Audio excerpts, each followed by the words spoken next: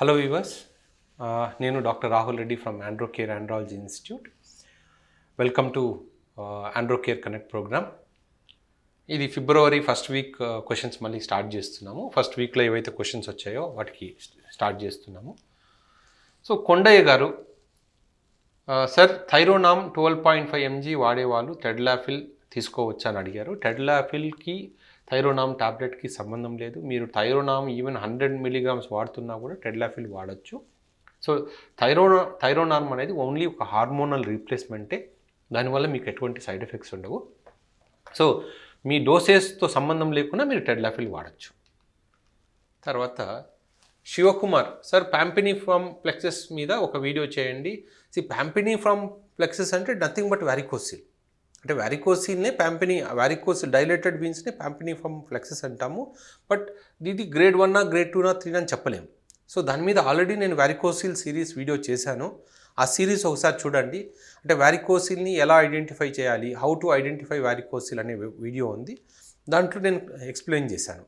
But ఆ terminology ఉండకపోవచ్చు. ప్యాంపినిఫామ్ plexus అని దాన్ని మేము ఏమంటామంటే డైలేటెడ్ వీన్స్ అని చెప్పిట్టారు. తర్వాత Suhail Khan, sir what is Botox injection use for premature ejaculation? Botox injection అనేది పెనిస్ టిప్ మీద ఇచ్చినప్పుడు పెనిస్ టిప్ మీద ఉన్న నర్వ్స్ టెంపరీగా నంబ్ అవుతాయి.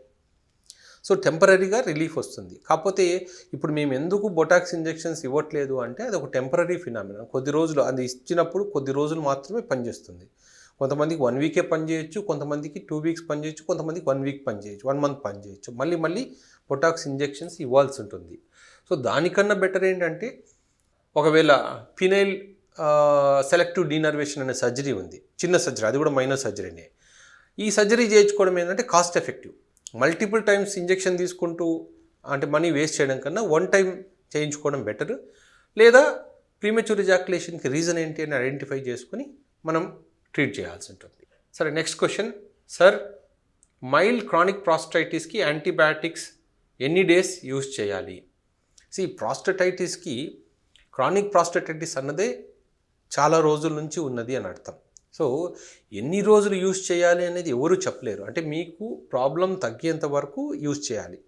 ఇన్ జనరల్ మా వరకు అయితే మేము 2 to 3 months ఇస్తాము యాంటీబయాటిక్స్, లో డోస్ యాంటీబయాటిక్స్ ఇస్తాము. ఒకవేళ ప్రాస్టటైటిస్ తగ్గితే ఓకే, ఒకవేళ తగ్గకపోతే యాంటీబయాటిక్స్ ఆపేసి షాక్ వేవ్ థెరపీ ట్రై చేయమని చెప్తాం. తర్వాత శివకృష్ణ, సార్ ఫోన్ కన్సల్టేషన్ ఉందా మీ దగ్గర? సో ఇప్పుడు వరకు ఏంటంటే మా దగ్గర డాక్టర్స్ షార్టేజ్ కాబట్టి ఆపేసాము. మోస్ట్ ప్రాబబ్లీ ఒక 1 monthలో మళ్ళీ ఆన్లైన్ కన్సల్టేషన్స్ స్టార్ట్ చేస్తాం. తర్వాత కొండయ్య గారు, సార్ టెస్టోస్టిరాన్ టాబ్లెట్స్ నేమ్ చెప్పరా? ఇప్పుడు మనకు టెస్టోస్టిరాన్ టాబ్లెట్స్ అనేవి 2 types ఉంటాయి. ఒకటి న్యాచురల్గా టెస్టోస్టిరాన్ ఇంప్రూవ్ అయ్యేవి, అంటే అవి హెర్బల్ మెడికేషన్స్ అంటాం. అశ్వగంధ కానీ, శిలాజిత్ కానీ, తర్వాత గోక్షూర, ఇలా చాలా ఉంటాయి. సో మీకు ఎటువంటి టాబ్లెట్స్ కావాలి? టెస్టోస్టిరాన్ డైరెక్ట్ టాబ్లెట్స్ కావాలా? ఇప్పుడు ఒకవేళ మీ ఏజ్ ఆల్రెడీ 60 years ఉందనుకోండి, జనరల్గా ఇవన్నీ పని చేయకపోవచ్చు హెర్బల్ మెడికేషన్స్. మీరు డైరెక్ట్ టెస్టోస్టిరాన్ హార్మోన్ మీదే మీరు డిపెండ్ అవ్వాల్సి ఉంటుంది. సో డైరెక్ట్ చాలా బ్రాండ్స్ ఉన్నాయి. సెర్నోజ్ అని, తర్వాత టెస్టోవిరాన్ అని, తర్వాత హిమ్డ్రియాల్ అని, ఇలా చాలా బ్రాండ్స్ ఉన్నాయి. బట్ ఏంటంటే ఈ మెడికేషన్స్ మీకు డాక్టర్ ప్రిస్క్రిప్షన్ లేకుండా ఇవ్వరు. సో వీలైతే మీ ఊర్లో ఫిజిషియన్ కలిసి ఆయనతో ఒక ట్యాబ్లెట్ రాయించుకొని తీసుకోండి. సో ఇంకొక క్వశ్చన్ ఏంటంటే, డాక్టర్ నా పేరు రాజేష్, నాకు FSH 22, స్పెర్మ్ కౌంట్ 4 million ఉంది. FSH హార్మోన్ కోసం చాలా మెడికేషన్స్ యూస్ చేశాను కానీ నో ఇంప్రూవ్మెంట్. FSH అనేది మనకు 10 కన్నా ఎక్కువ ఉన్నప్పుడు మనకు ఇంప్రూవ్ అయ్యే ఛాన్సెస్ తక్కువ. ఎందుకంటే FSH హై ఉంది అంటే దాన్ని మనం టెస్టిక్యులర్ ఫెయిల్యూర్ అంటాం. సో ఎప్పుడైనా సరే FSH ఎక్కువగా ఉంది అన్నప్పుడు మనం వీలైనంత వరకు మ్యాక్సిమం మీరు ఒక 2-3 months మెడికేషన్స్ వాడాలి. ఒకవేళ ఇంప్రూవ్ కాకపోతే మీరు IUI కానీ IVF కానీ, అంటే మీకు ఎంత స్పెర్మ్ కౌంట్ ఉందో దాన్ని బట్టి IUI కానీ IVF కానీ చేయాలి. ఎందుకు ఇంపార్టెంట్ అంటే FSH పెరిగే కొద్దీ మీ స్పెర్మ్ కౌంట్ ఇంకా తగ్గిపోతుంది. సో స్పెర్మ్ కౌంట్ 0 అవ్వకముందే ఏదైనా ప్రొసీజర్ చేయించుకోండి. నాగప్రసాద్ గారు, how many months will take for ED problem? అంటే ప్రాబ్లీ ఈడీ ప్రాబ్లం క్యూర్ అవ్వడానికి ఎన్ని మంత్స్ పడుతుంది అనేది జనరల్గా 3 to 4 monthsలో క్యూర్ చేయొచ్చు ఈ ప్రాబ్లమ్ని. తర్వాత sir I'm Arjun from Warangal. 7 years back నాకు టెస్టికల్ పెయిన్ వలన బైలేటరల్ మైక్రోసర్జికల్ సబ్ఇంగ్వైనల్ వారికోసిల్ జరిగింది. grade 1 varicocele but still pain తగ్గట్లేదు. లెఫ్ట్ సైడ్ ఎక్కువ పెయిన్ ఉంది, అది కూడా కొద్దిగా తగ్గింది, కానీ పెయిన్ లేని రైట్ సైడ్ పెయిన్ ఇంకా ఎక్కువ అయింది. మాస్టర్బేషన్ చేస్తే కూడా టెస్టిస్లో పెయిన్ వస్తుంది. చాలా డిస్కంఫర్ట్గా ఉంది. సర్జరీ తర్వాత నాకు సెక్షువల్ లిబిడో తగ్గింది compare to before. Okay, Arjun గారు, ఇప్పుడు వారికోసీల్కి జనరల్గా grade 1 వారికోసీల్కి నేను చాలా వీడియోస్లో చెప్పాను, grade 1 వారికోసీల్కి పెయిన్కి సంబంధం లేదు. ఇప్పుడు ఎప్పుడైనా సరే టెస్టికులర్ పెయిన్ ఉంది అంటే అది వారికోసిల్ వల్ల కాదు, ఏదైనా సరే ఇన్ఫెక్షన్ వల్ల కానీ అక్కడ ఉన్న నర్వ్ ఇరిటేషన్ వల్ల కానీ పెయిన్ ఉంటుంది. మీకు ఆల్రెడీ సర్జరీ అయిపోయింది కాబట్టి అది కూడా. సో అప్పుడు నుంచి మీకు పెయిన్ కంటిన్యూ అవుతుంది అంటే అసలు వారికోసిల్ మీ పెయిన్కి కారణమే కాదు, ఏదో ఇన్ఫెక్షన్ అనేది ఉండాలి. సో ఆ ఇన్ఫెక్షన్ వల్లనే మీకు పెయిన్ కంటిన్యూ అవుతుంది. ఇప్పుడు అది ఏం ఇన్ఫెక్షన్ అని కనుక్కొని ఆ ఇన్ఫెక్షన్ని మనం ట్రీట్ చేయాలి. రెండోది, ఇప్పుడు మీకు లిబిడో తగ్గడానికి మీ సర్జరీకి సంబంధం లేదు. సో మీ ఎవరైతే సర్జరీ చేయించుకున్నారో డాక్టర్ గారు వారికోసిల్ కనిపించింది కాబట్టి చేశారు, కానీ దానివల్ల లిబిడో తక్కువ అవ్వదు. నార్మల్గా ఈ ఇన్ఫెక్షన్ కంటిన్యూగా ఉన్నప్పుడు ఆ ఇన్ఫెక్షన్ వల్ల ఏదైనా టెస్టోస్టెరాన్ ప్రొడక్షన్ తక్కువైందేమో. సో ఒక్కసారి హార్మోన్ టెస్ట్ చేయించుకోండి, అలాగే సీమెన్ కల్చర్ టెస్ట్ చేయించుకోండి. మీకు ఏదైనా యాక్టివ్ ఇన్ఫెక్షన్ ఉందా లేదా తెలుస్తుంది, దాన్ని బట్టి మీ ప్రాబ్లమ్ని క్యూర్ చేయొచ్చు. సార్ నాకు అంగం ముందు భాగంలో బెలూన్లా ఉబ్బుతుంది, యూరిన్కి వెళ్ళేటప్పుడు ఉబ్బుతుంది. ఇది అట్లా ఉబ్బుతుంది అన్నప్పుడు దీన్ని ఫైమోసిస్ అంటాము. సో దీనికి సుంతి ఆపరేషన్ కావాలి.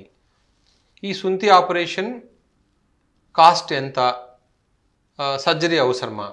సో యూరిన్కి వెళ్తున్నప్పుడు ఇబ్బందిగా ఉంది, లేకపోతే దీనివల్ల మళ్ళీ ఇన్ఫెక్షన్స్ వస్తున్నాయి అంటే సుంతి చేయించుకోండి. సుంతిలో చాలా రకాలు ఉన్నాయి. సో నార్మల్ సర్కంసిషనా, లేకపోతే కాస్మెటిక్ సర్కంసిషనా, లేకపోతే స్టేప్లర్ సర్కంసిషన్, దాన్ని బట్టి ఉంటుంది. మీకు నార్మల్ సర్కంసిషన్ అంటే అరౌండ్ 20,000 దాకా ఉంటుంది. స్టేప్లర్ సర్కంసిషన్ అయితే అరౌండ్ అప్రాక్సిమేట్లీ 30,000 దాకా ఉండొచ్చు. సో రెండోది, సూర్య హైదరాబాద్ నుంచి, ఎపిడెడిమిస్ ట్రీట్మెంట్కి ఎంత కాస్ట్ అవుతుంది sir? I'm suffering from pain in the right testicular pain radiating to back. అంటే మీకు టెస్టికులర్ పెయిన్ ఉంది కాబట్టి ఇది ఎపిడెడిమైటిస్కి బేసిక్గా దీనికి మేజర్ ఏం కాస్ట్ అవ్వదండి. మేజర్గా ఒక సీమెన్ కల్చర్ చేస్తాము, దాన్ని బట్టి అవి తగ్గడానికి యాంటీబయాటిక్స్ ఇస్తాము. జనరల్గా యాంటీబయాటిక్స్ ఇవన్నీ కలిపి ఒక 1,500-2,000 రూపీస్లో ఉంటాయి ఒక 1 monthకి యావరేజ్ కాస్ట్. సో జనరల్గా మీకు పెయిన్ తగ్గడానికి 2 to 3 months టైం పట్టచ్చు. ఒకవేళ సర్జరీ చేయాల్సి వస్తే, అంటే పెయిన్కి డీనర్వేషన్ సర్జరీ చేయాల్సి వస్తేనే కొంచెం మీకు 60,000-70,000 దాకా ఖర్చు అవుతుంది. సార్ పీనైల్ ఫ్రాక్చర్ సర్జరీ గురించి చెప్పండి. డెఫినెట్గా దీని గురించి ఒక వీడియో చేస్తాము. దాని కాస్ట్ కూడా అడిగారు. కాస్ట్ అనేది ఎక్కడ ఫ్రాక్చర్ ఉంది, ఎంత సివియర్గా ఉంది, మనం డైరెక్ట్గా దానికి పీనైల్ ఫ్రాక్చర్ కూడా 2-3 రకాల సర్జరీస్ ఉన్నాయి. అంటే ఫ్రాక్చర్ అయిన వెంటనే సర్జరీ చేసేది ఒకటి ఉంటుంది, అంటే ఎమర్జెన్సీలో చేసేది. ఫ్రాక్చర్ అయిపోయి కొన్ని నెలల తర్వాత చేసే సర్జరీ ఒకలాగా ఉంటుంది. ఎందుకంటే అక్కడ కొన్నిసార్లు మనం మెష్ లాంటిది కానీ ఆర్టిఫిషియల్ గ్రాఫ్ట్ లాంటిది కానీ వేసి మనం సర్జరీ చేయాల్సి వస్తుంది. అది సర్జరీ మీద డిపెండ్ అవుతుంది. తర్వాత రాంబాబు గారు, సార్ ఈడీకి షాక్ వేవ్ థెరపీ ఎంత కాస్ట్ అవుతుంది? సో జనరల్గా షాక్ వేవ్ థెరపీ ఏంటంటే అరౌండ్ మీకు ఇప్పుడు 50,000 దాకా, 40,000 to 50,000 దాకా అవ్వచ్చు ఇప్పుడు. సో బట్ ఏంటంటే ఇప్పుడు ఇన్ ఫ్యూచర్ కొంచెం షాక్ వేవ్ థెరపీకి కాస్ట్ తగ్గే ఆస్కారం ఉంది. ఎందుకంటే ఇప్పుడు కంపెనీ వాళ్ళతో కూడా మాట్లాడుతున్నాము.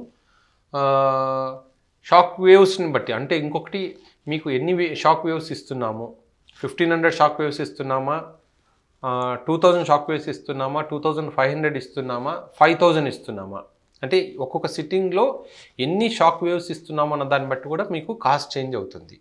అండ్ షాక్ వేవ్ థెరపీ ప్రాస్టేట్కి ఈడీకి కూడా వేరువేరేలా ఉంటుంది. జనరల్గా ఈడీకి 5,000 షాక్ వేవ్స్ ఇస్తాం ఒక్కొక్క సిట్టింగ్కి. సో దాన్ని బట్టి కాస్ట్ రఫ్గా మీకు అరౌండ్ 10,000 ఉండొచ్చు per sitting. Sir urethral pain or ప్రాస్టటైటిస్లో ఇన్ఫెక్షన్ డిటెక్ట్ అవ్వట్లేదు 2 years నుంచి. సివియర్ పెయిన్ ఉంటుంది, యూరిన్ పాస్ చేసినప్పుడు షాక్ వేవ్ థెరపీ ఇస్తారా ఈ ప్రాబ్లంకి? ప్రాస్టటైటిస్కి ఎప్పుడు జనరల్గా ఒక 2 to 3 months వరకు యాంటీబయాటిక్స్ వాడాలి. ఒకవేళ యాంటీబయాటిక్స్ వల్ల తగ్గలేకపోతే ఇప్పుడున్న అన్ని ట్రీట్మెంట్స్లోకి షాక్ వేవ్ థెరపీనే best. GR from Khammam, please suggest me cystitis is curable or not? I'm always getting penis end tip burning pain using antibiotics for 4 months. So GR గారు, ఇప్పుడు మీకు సిస్టైటిస్ ఉంది. జనరల్గా ఒక ప్రాబ్లం ఏంటంటే పినైల్ టిప్లో పెయిన్ వస్తుంది అంటే అది సిస్టైటిస్ వల్ల వస్తుందా లేదా ప్రాస్టైటిస్ వల్ల వస్తుందా అని చూసుకోవాలి. సో సిస్టైటిస్ని ట్రీట్ చేయడం చాలా ఈజీ. సిస్టైటిస్ అంటే బ్లాడర్ ఇన్నర్ వాల్ ఇన్ఫెక్షన్. ఇది ఎప్పుడు క్రానిక్ ఉండదు. జనరల్గా 15 రోజులు యాంటీబయాటిక్ ఇస్తే తగ్గిపోతుంది.